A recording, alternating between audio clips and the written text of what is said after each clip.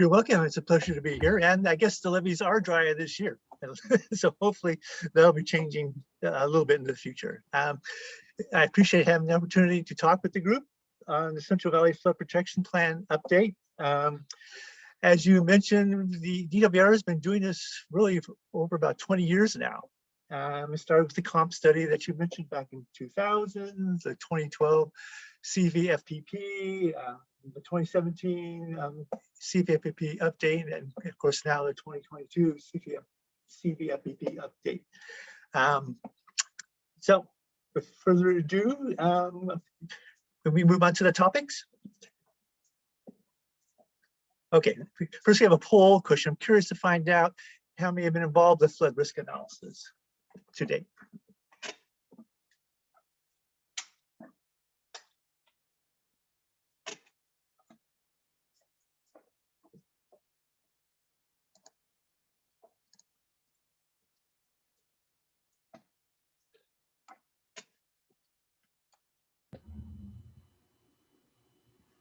And it looks like we have a really nice mix. There you go. Oh, very good. There is more involved than I anticipated, so that's great.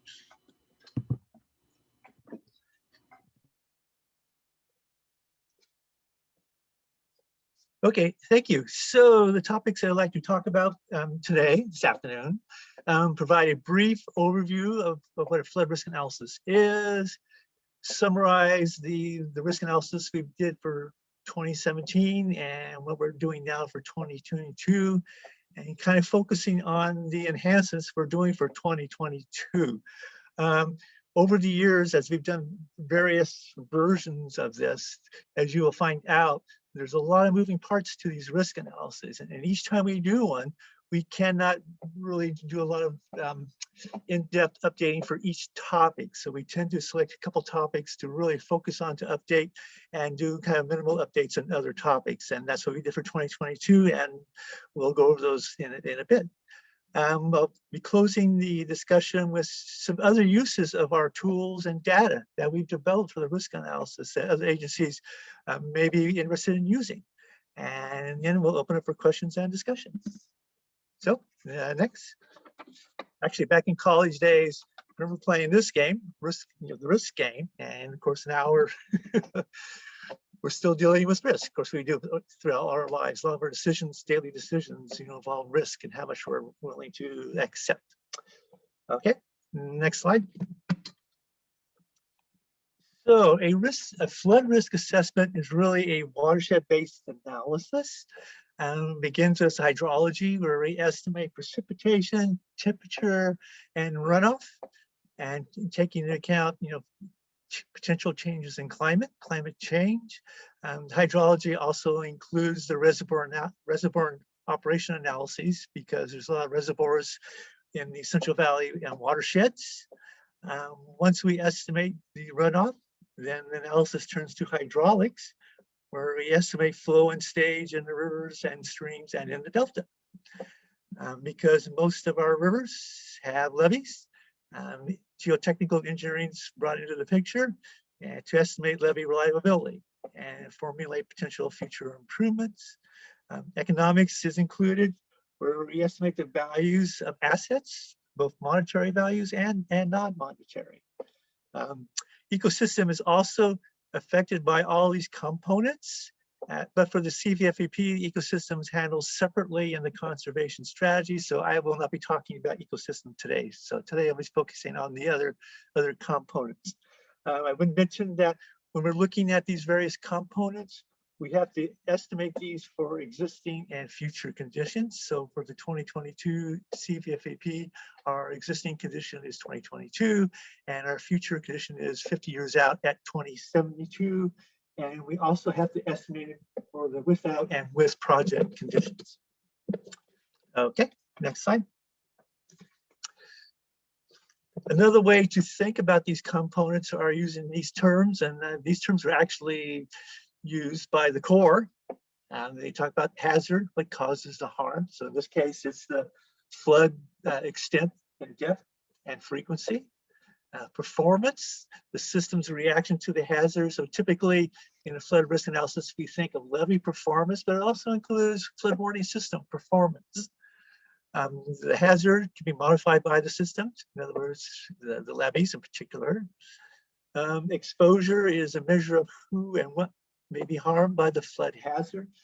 This includes our structural inventories, our crop inventories, etc. Several inventories are included here.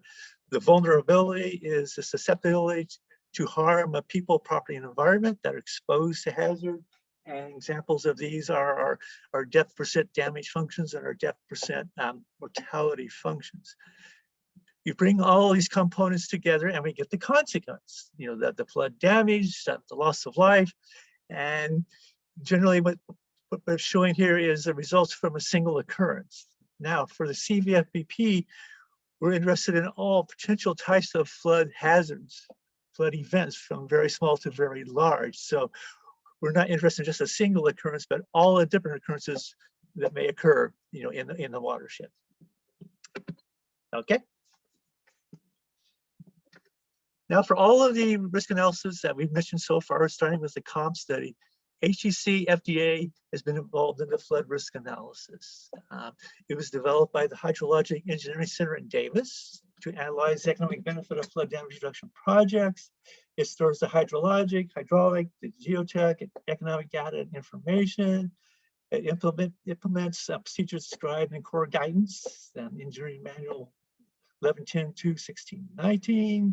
It also follows the DWR guidance as described in our handbook for assessing value, or what we call the HAV. FDA was really developed to estimate flood damage, monetary damage to structures, physical structures, I should say. But starting in 2012, DWR has adapted it to a life loss analysis, as we'll describe in a few minutes here. Okay. Well, I should say, for questions, do we want to interrupt now or just wait till the end? What's your usual procedure for this? We usually go through the whole presentation and come back to questions. Okay, very good. So in the FDA analysis, the results, an intermediate result are stage damage relationships. In other words, channel stage and damage relationships, in the floodplain. This is an intermediate output. This is kind of a critical output, and I'm going to come back to it later on, because you can actually estimate stage damage outside of FDA and import it in and then do your damage analysis. The main results are expected annual damage, which is basically kind of the average annual damage for any given year, taking into account all different types of flood events that might occur during a year. We estimate this for 2022 and 2072. Now, of course, there would be, EAD for all the intervening years in between. We don't estimate that, but FDA interpolates in between and takes the present value of all of those expected annual damage values and gives us equivalent annual damage. It's kind of average annual over a present value of average annual damage over the analysis period. We haven't reported that for the CVFPP, but it is an output from FDA. Other outputs focus on what we call project performance statistics, the annual exceedance probability or the annual probability of flooding in any given year, given all different types of flood events. The long-term risk, which is the probability of flooding over specified time periods. The most commonly used is 30 years, which matches the mortgage life. And conditional non-exceedance, which is sort of the flip side. It's the probability of surviving specific flood events, and in particular, the one that we most often look at least the Corps and FEMA most often look at, is a 100-year event, the probability of surviving that event. And of course, that becomes involved in levee certification issues. Okay. Brief mention about terminology. When we divide the floodplain into impact areas, and those are the color polygons that you see there, we draw them based upon potential flooding patterns, whether it's overland flooding or maybe kind of bathtub flooding you might find in some of the Delta Islands. So the flooding characteristics help us draw those lines, as well as land use. Are they urban areas or rural? So we kind of take all that into account in drawing those impact areas. You'll see some map of these later on. The channels along those impact areas we call damage reaches. And for each damage reach, we identify an index point.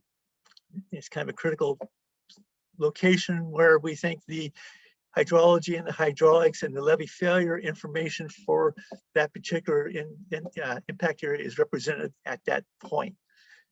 Now, if an impact area has multiple streams, and then an impact area can have multiple index points. So just a note about terminology. Okay, next. So moving into the 2017 risk analysis. I summarize some of the information used. We use, of course, FDA for the risk analysis. Within FDA, we identify damage categories such as structures and contents. And within structures and contents, we've identified residential, commercial, industrial, and public. And even within those, we have subcategories called occupancies, such as single family residential, multifamily residential, and mobile homes. So there's a lot of categories that go into FDA in terms of for the structures. Other damage categories include crops, vehicles, roads and highways, loss of business income, emergency response costs, which are your police and fire response, emergency shelter costs, and loss of life. Now, loss of life, we do not monetize. Other agencies do. FEMA monetizes loss of life, but we do not. And the court also does not monetize loss of life. Now, we developed one HEC FDA model for each index point. So kind of keep that in mind, as to how many models that were actually developed for this type of analysis. Okay. So speaking of impact areas and index points, here is a map of the impact areas we're using for the Sacramento River Basin. You can see the impact areas are the colored polygons. The index points are the kind of the colored, dark blue colored diamonds. So we have 61 impact areas, but 87 index points. The same for the San Joaquin River Basin. Next slide. We have 46 impact areas and 85 index points. Now, these impact areas were originally developed for the comprehensive study back in 2000.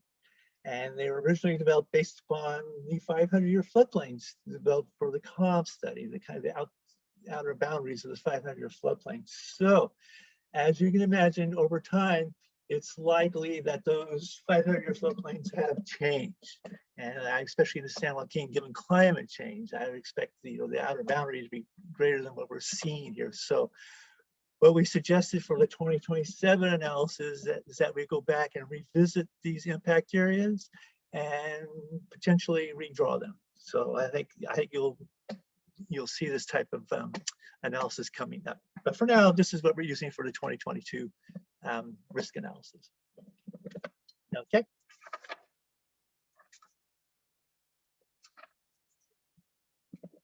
Okay, getting into some specifics here regarding the inputs for the 2017 CVFPP update for the various components. And here's those terms again for hazard. Are in-channel volume frequency relationships, which are input into the models. These were developed by what was called the Central Valley Hydrology Study, done around 2014, 2015. It was a joint DWR core analysis.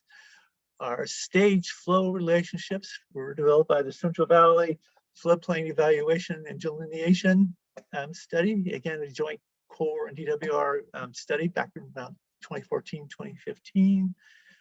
Our exterior interior relationships. And another way of thinking of these is our river channel and floodplain interior relationships.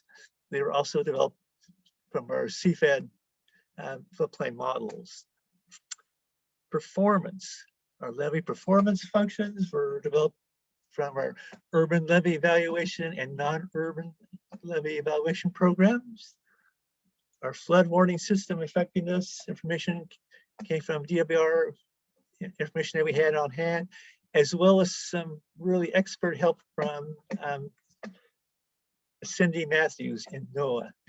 Cindy works with local emergency flood managers throughout the state, so she was able to talk with them and provide us information on their warning systems and how well they perform. So a big shout out to Cindy on that. Exposure. Structure inventory that we used for 2017 was based on 2010 parcel quest assessor's information. So we did not update the structure inventory. The vehicles information was based on 2010 census information, as was the population on 2010 census information. However, our demographer updates that information based upon other information that is available. But the base year was 2010 census. And our crop inventory came from DWR GIS County Land Use Surveys at that time. And prior to this time, our land and water use section would survey maybe half a dozen counties a year, for crop acreages. And so over the course of many years, some of this information is very recent, and some of it's could be like 10 years old. But that's what we used at that time with these various county land use surveys. As for vulnerability, we use the Corps' depth percent damage functions and depth percent. Let me move my pictures here. Depth percent mortality functions. Our crop damage per acre estimates were updated from 2012 CVFPP, and those were actually originally developed for the comp study. Okay, next slide. Keep moving my pictures around here. Okay, for the 2017 risk analysis conditions, or another way of thinking of this are the scenarios we use for the risk analysis. Even though this is 2017, we actually went back to the year 2007, because between 2007 and 2017, there was a lot of state investment to reduce system risk through the DWR's early implementation program. So we wanted to capture the changes that might have been caused by their program. So we included 2007. We used the CVHS hydrology. For fragility curves, we use pre-EIP information. Our population structure inventory is based on 2010 information. Our base year is 2017 at that time. And we have the existing system without project, again, using CVHS hydrology. Fragility curves were post-EIP at this point, after the improvements have been made. Our population structure inventory, again, is based on 2010. We also had a 2017 with project condition. Now, these were not structural improvements, but rather these were improvements to flood warning systems that we thought could be implemented pretty quickly. And so the same hydrology, same fragility curves, and structure inventory for that condition or scenario. Our future conditions were for 2067, 50 years out. Hydrology was a CVHS, but we also included climate change and sea level rise, some median projections. And fragility curves, again, post-EIP. Now for our growth factors. For 2067, ideally, we would like to have a structure inventory for 2067, but we don't have that information. We don't know where future homes might be located, how many. But we do know is that between 2017 and 2067, the population within the impact area might grow by X%, or crop acres might grow by X%.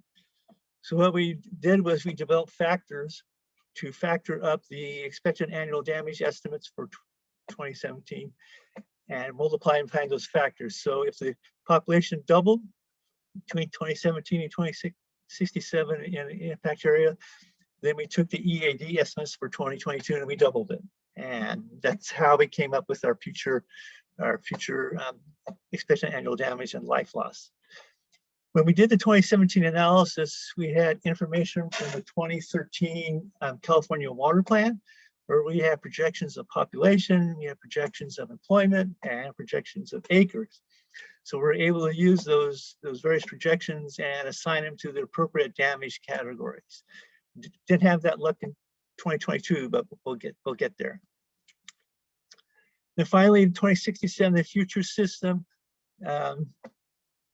with enhancements, with enhanced flood response, which we with enhanced warning systems and what we call the state system-wide investment approach. These are structural improvements. So the future condition includes not only emergency systems, but the structural approaches, structural fixes in the future condition. Okay. Let's focus for a minute on the life risk analysis, some essential elements to a life risk analysis. We begin with an initial distribution of people at home or at work. So it's sensitive to the time of day. Then we look at the redistribution of people. If issue is detected, a warning is issued. There, we look at what type of response may occur, if there'll be a response, or if people are staying home and have a hurricane party. And if they're responding, then the evacuation method, are they going by foot, by car, or maybe if they have a two-story building, they can evacuate upstairs and shelter in place. But all of those kind of inform our evacuation effectiveness. Okay, next slide. In addition, of course, flood characteristics, the extent, the depth, the velocity of the flood, and finally, the fatality rates, the death percent mortality relationships. Okay. So for 2017, and actually in 2012 as well, we estimated the persons per structure, both under and over 65, because that makes a difference in mortality. Over 65 is greater mortality for given deaths. And then reduce those estimates based upon mitigation times, which are a combination of factors, our forecast lead times, our notification and decision times that we got information from Cindy, and empirical research, how people respond to warnings. Once we had those estimates, we replaced the residential structure dollar values in FDA with the adjusted persons per structure. So we also replaced the death percent damage functions with death percent mortality functions. And then we used FDA to estimate expected annual life loss. The expected annual life loss in any given year, given all the different types of flood events that might occur for that year. Again, for 2017, it was 2017 and 2067. So essentially, we took FDA, we replaced some key information with life loss information, reran it using the hydrology and the hydraulics and the levee failure information already in it, and came up with the expected annual life loss in terms of number of people, not monetized. Okay. So here are the results, the expected annual life loss results we obtained in 2017, our analysis for the Sacramento River Basin and San Joaquin. Don't get too hung up on the numbers. Obviously, they're changing by the time we get to 2022, our current analysis. But a couple of things of note, you'll notice for the Sacramento River Basin, for 2007, we started with a relatively high life loss.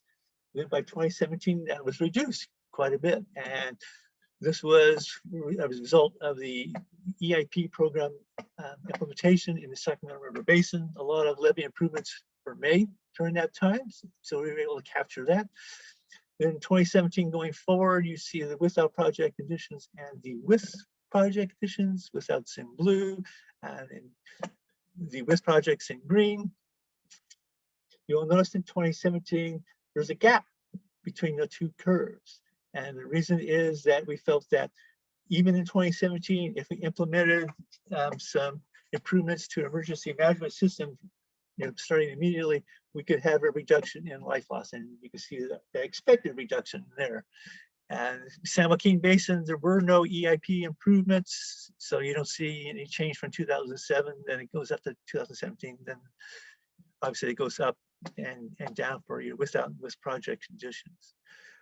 We affectionately call these graphs the CVFPP hockey sticks. I think if you look at it, you can kind of get the reason why.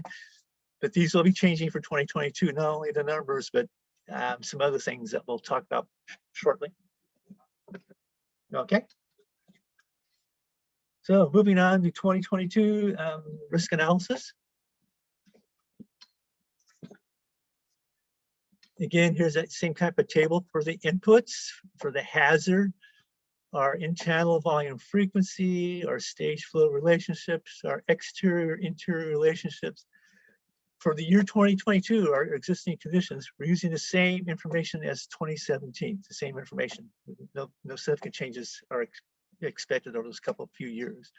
However, in looking at the future, we're making changes for climate change. We're updating the future year climate change analysis. And I've got this highlighted in red because we're going to come back and talk about this. So this is a significant enhancement compared to 2017. Performance, we have our levee performance functions and our flood warning system effectiveness relationships. We've updated that information where necessary from 2017.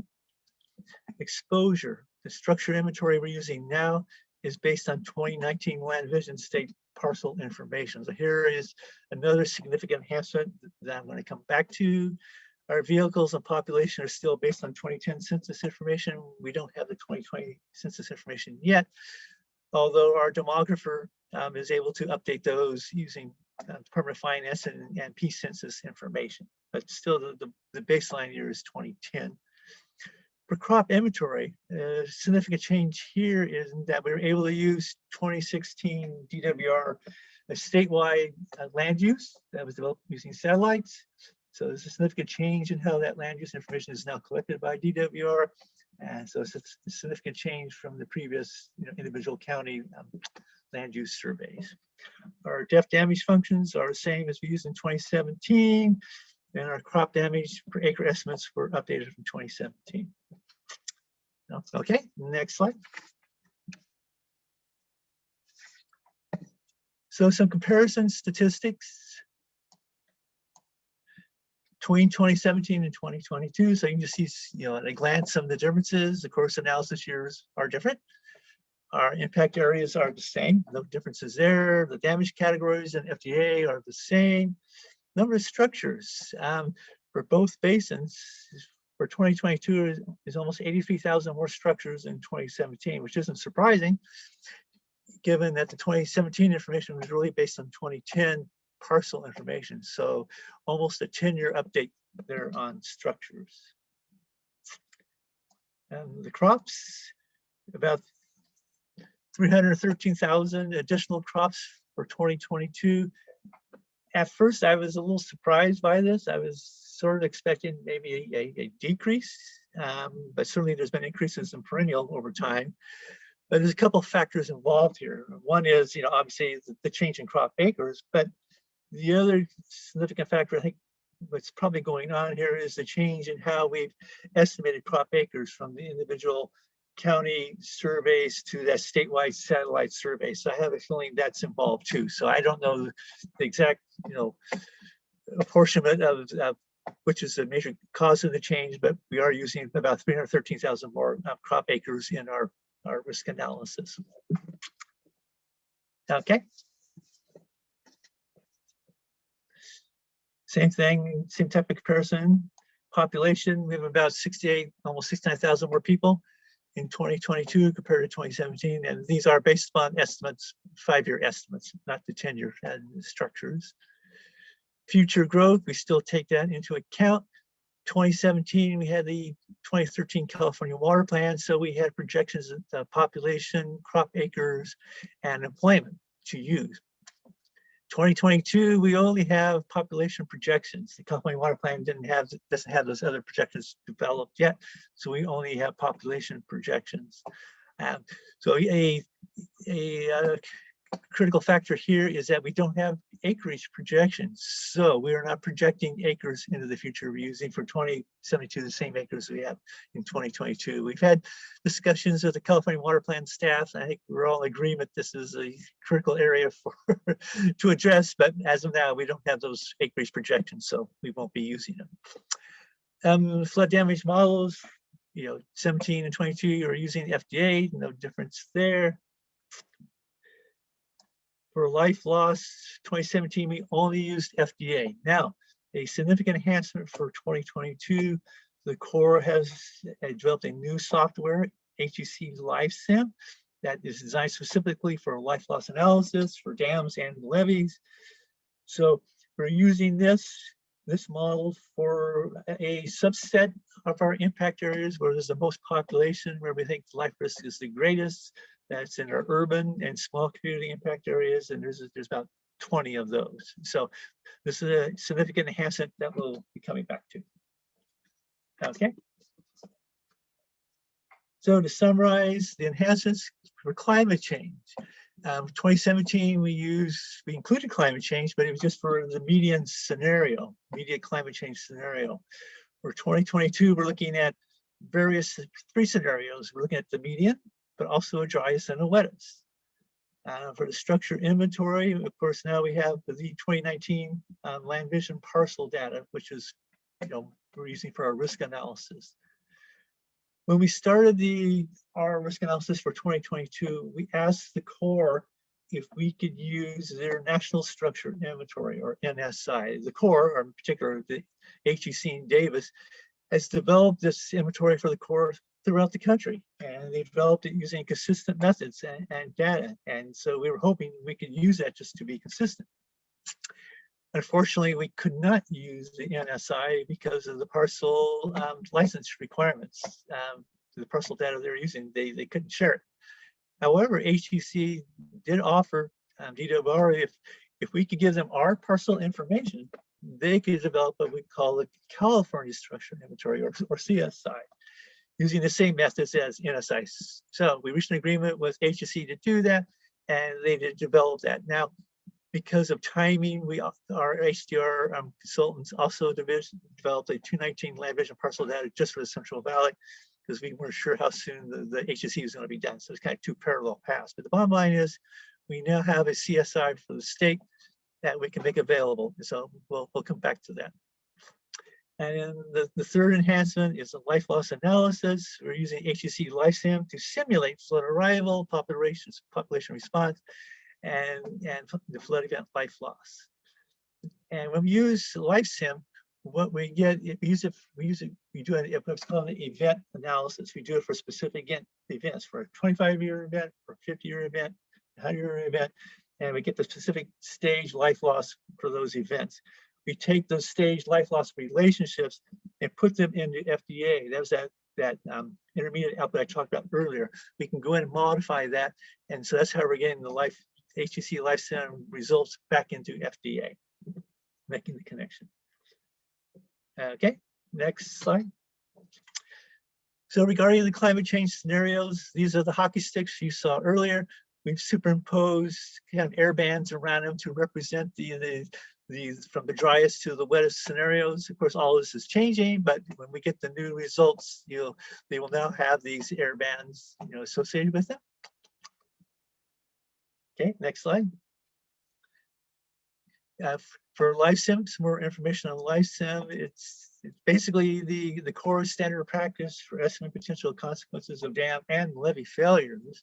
It simulates, using GIS, the extent, depth, and timing of the dam failure inundation, the warning system effectiveness, and initial population distribution and population response after the warning.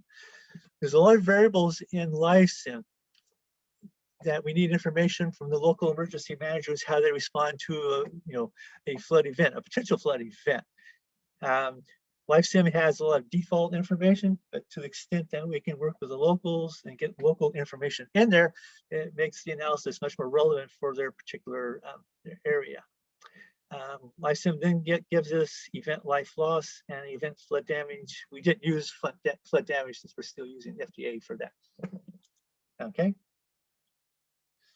So what we're going to do here is to show you a quick animation. Let me move my pictures here. We keep getting in the way. This is the Santa Clara River Valley down in Southern California. Oxnard and Ventura are on the coast. And you see the Santa Clara River Valley, Fillmore's to the east. The blue lake you see is Peru Lake on Peru Creek. Now, north of Peru Lake, and then it's off the screen, is Pyramid Lake, an SWP facility. So you don't see it. But what this event simulates is a failure at Pyramid Lake. The water goes downstream, flows into Peru Lake, overtakes the dam there. That dam fails. The water continues down through Peru Lake to the south, to the Fillmore area where it joins up with the Santa Clara River, and then it flows west to Oxnard and Ventura, flooding along the way.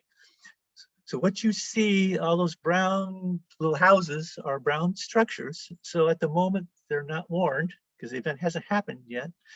As you go through the animation, the warning will be going out. You'll see the colors of those little brown structures change to a lighter color. As the warning is going out, you will see blue lines leading away from the urban areas. Those are individual cars. Well, when you're looking at it, all you see is a blue line, but there's actually individual cars leaving because of the evacuation. As you see the floodwaters starting to come south through Peru Lake and then along the Santa Clara River flowing west, as it catches vehicles and structures in the floodwaters, you'll see them turning red. And then as people reach safe haven, they're heading towards the little stars you see there. That's where it's safe. That's where the population, at least in the mall, is being directed to go to be safe. So that's what those stars represent. Now, as you go through the animation, you'll see the letter T. T refers to when the breach actually occurs. So if you see T -3, we're 3 hours before the breach occurs. If the potential breach has been located, but it hasn't occurred yet. And you'll see T -2, a warning's going out, then T = 0, the breach occurs, then T +2, T +3. So kind of keep all those in mind. But it's really a cool graphic to watch. So if you would, go ahead with that, please. So you can see the warnings going out. The structures are light colors, and you see the population is heading out. Now you can see the floodwaters starting to come down the river. It's catching structures, people in them, it's catching cars. So that's where you're seeing the red. And as it's flowing into the Oxnard and Ventura urban areas, urban levees are being overtopped, and so water's flowing into the cities, especially into Oxnard, and that's where a lot of the red is. So it's really a cool graphic. It has more uses than just generating numbers of life loss, and we'll come to that. So, okay. So you can skip through these. These are just individual screenshots. Yeah. So the results, the colors are a little deceiving. The green is kind of a lower life loss. The red is a greater pockets of life loss. And I think that pocket to the right, the furthest right, red pocket is actually a prison. That's in the Fillmore area. So you can see life loss in structures and life loss on the roads. This is just one simulation out of, really, you would do probably thousands of simulations for an area. This is just this one. Okay. So as we're developing this data and these tools for the CVFPP risk analysis, there are other uses for this information. For example, that California Structural Inventory, or CSI, that HEC has developed for DWR. We have that now. It's for the entire state of California. It's organized by counties. It's the basic information is 2019 land vision data, but it's been modified for flood analysis. The bottom line is we can make this available to any local agency and or consultant working with them. They just need to contact us. And so what you can do, you can contact me, and then I'll forward that on to Darren Bonfontaine, who's kind of managing the paperwork. You'll have to fill out our standard DWR data sharing agreement, but there's no charge to it. So if you'd be interested in this information, next I think we'll be following up a poll question. See if you are interested. The bottom line is contact me, and we'll get you in contact with that. The HEC-LifeSim models. And we use these to generate our results, our expected annual life loss that we display in reports, and helps us make decisions as to, levy improvements. But these models can be used in conjunction with local emergency managers so that they can better understand how their process, how their decisions are working, how their system's working, and how changes in their system can be made to potentially affect, life loss. I've seen this done. The Corps did a life loss HEC-LifeSim analysis for Sajafka for the Mossdale area. Before they began, they had expert elicitation with local flood managers and emergency managers to get information that would inform all the variables in LifeSim. They ran the models, and then they came back to those managers and said, here's our results. Here's the information that you put into the models. And oh, by the way, if you look at these particular variables, if you change the number of people involved in decision making, or if you make other changes, you might be able to reduce your potential life loss. So the tool becomes more than just generating numbers to go into report. I think we can use it to work with local flood managers, maybe to help them evaluate their flood response, emergency response, and help them perhaps make changes. So I think this is an exciting opportunity that I think you'll see us moving in 2027. So I think that's it. Yeah, open it up for questions. Thanks so much, Steve. A few questions did come into chat. So thanks again for putting a little bit more flood into LunchMAR, and also providing a little bit of background and the data and tools that are available when LunchMAR implementers are thinking about multi-benefit recharge projects and how to include a flood risk analysis in their multi-benefit analysis. So thanks for the information. The first question that I saw in chat was from Mike Antos, and his question is, seems like disruption of life would be equally relevant to the risk analysis. Losses in the use value, not just the exchange value of the property improvements. I guess this takes us toward the social impact of flood and flood mitigation. So hoping you might be able to talk to loss of function and displacement a little bit. Yes. So, two of the damage categories, one is loss of business income.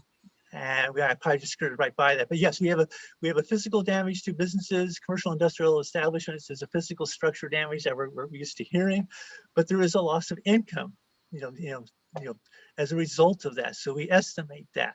And this for crops, it's really the crop income that's lost. So we have those statistics. Now, what I did not mention is that there is a follow-up analysis we're doing. It's called a regional economic analysis, where we take that loss of business income, we input it into what's called the in-plan model for input-output analysis, and we evaluate the ripple effects in the community because of the loss of business income, and the same with the loss of the crop income.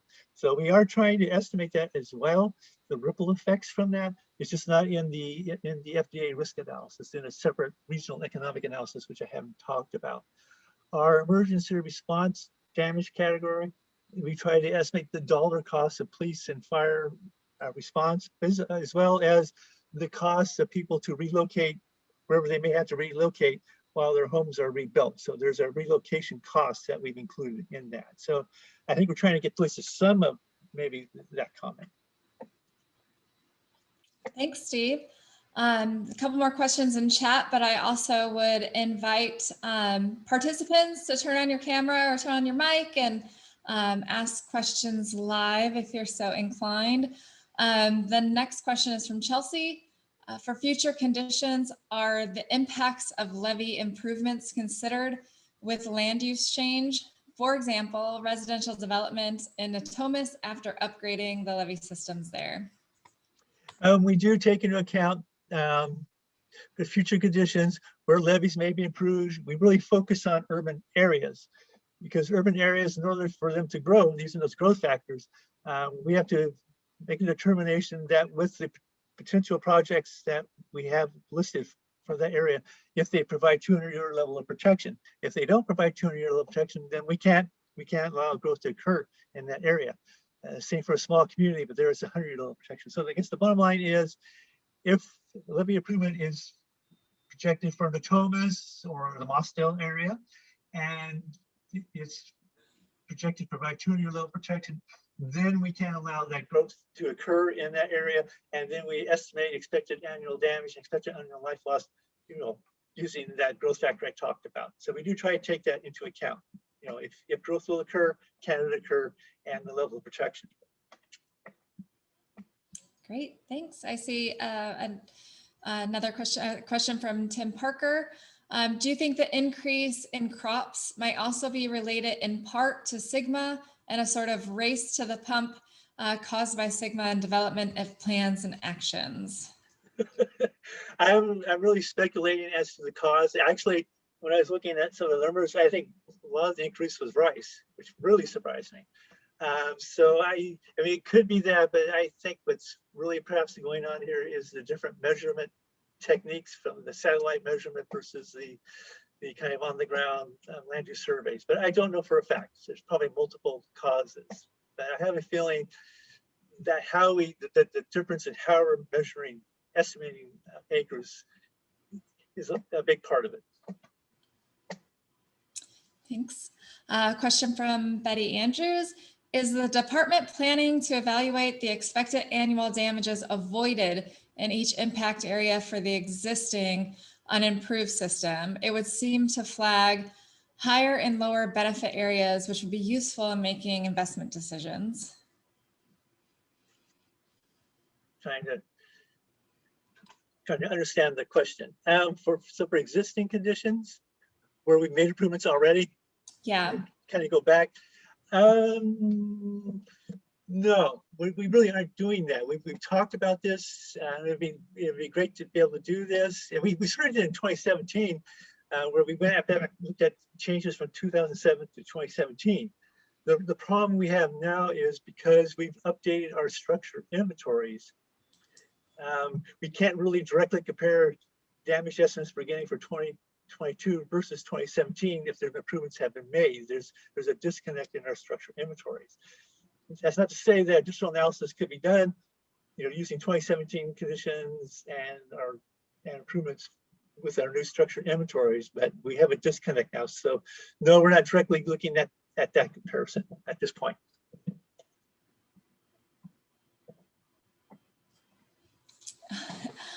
Another question from Mike. This one makes me smile. Is this so obvious to you flood folks that it's not getting said? LunchMAR would be a flood risk reduction strategy, right? Well, LunchMAR is doing a flood risk analysis using the same information that we've talked about here. Obviously, they're using it for individual watersheds and not all the watersheds in the Central Valley. But a lot of the analysis I've just described would apply to LunchMAR. But instead of FDA, they're using what's called HEC-LifeSim, or flood impact analysis. And that's really an event-based software. It gives you flood damage and loss of life by an event, for a 25-year event, 50-year event, and 75-year events. And so there's one difference there. I'm not sure if Roman or David are on the line here.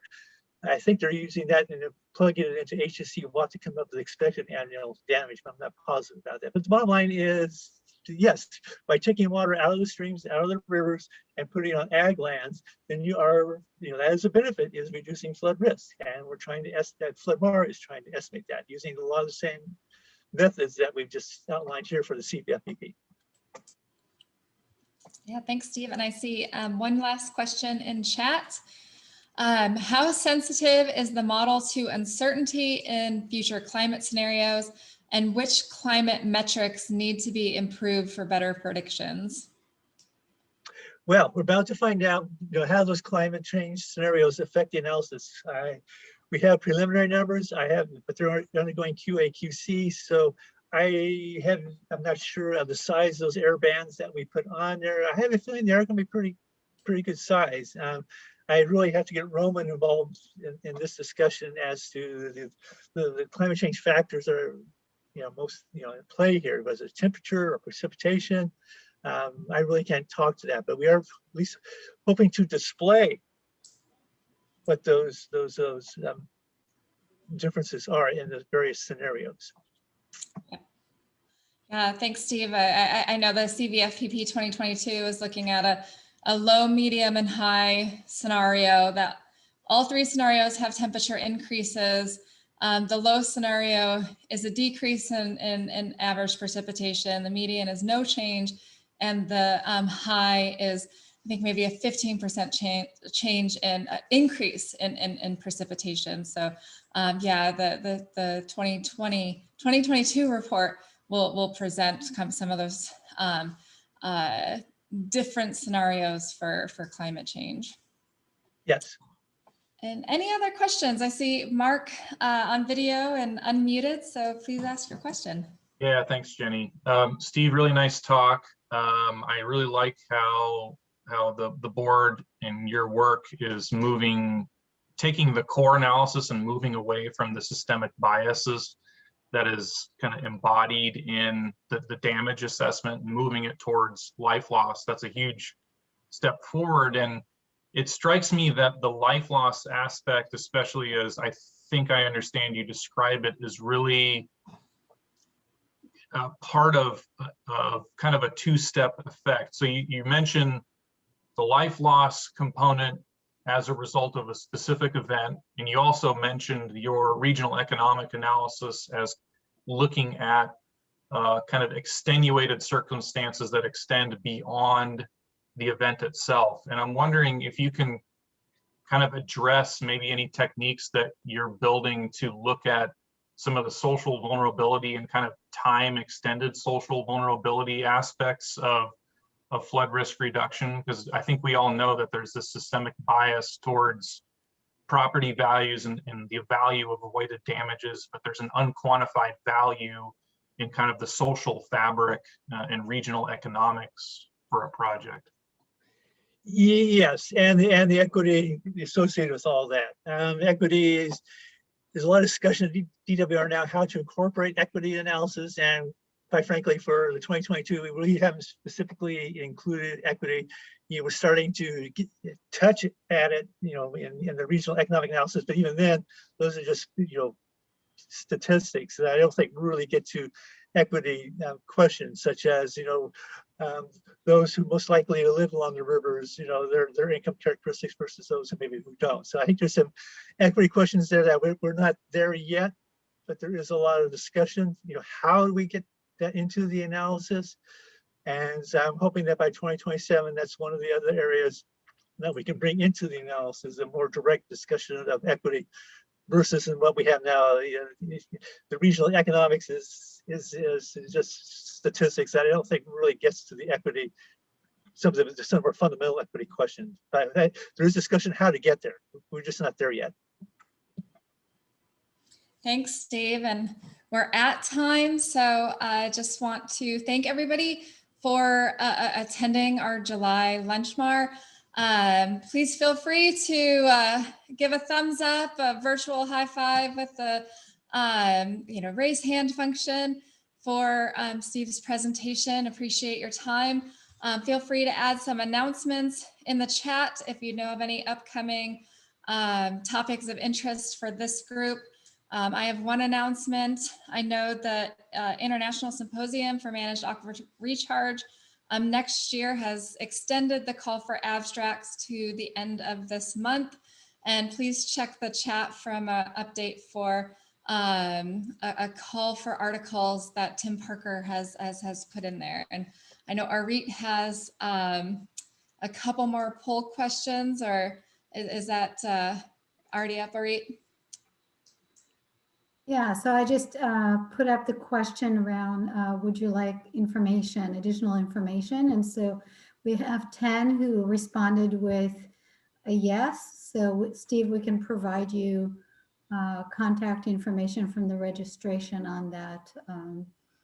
And as you said, people can directly reach out to you if they need to. Yes. Provide me the contact information, or they can reach out to me. I will transfer that information to Darren Bonfontein in flood management. He's the one that's actually been, charged of the paperwork and sending out the agreement forms. But we can get you information on it, and if you like the information itself, we'll get that to you as well. Great. Well, thanks thank again, you, Steve. Great presentation. Thanks everyone for joining. Okay, thank you. Thanks, Bye, George. everybody. Bye-bye. Thank you very much, Steve.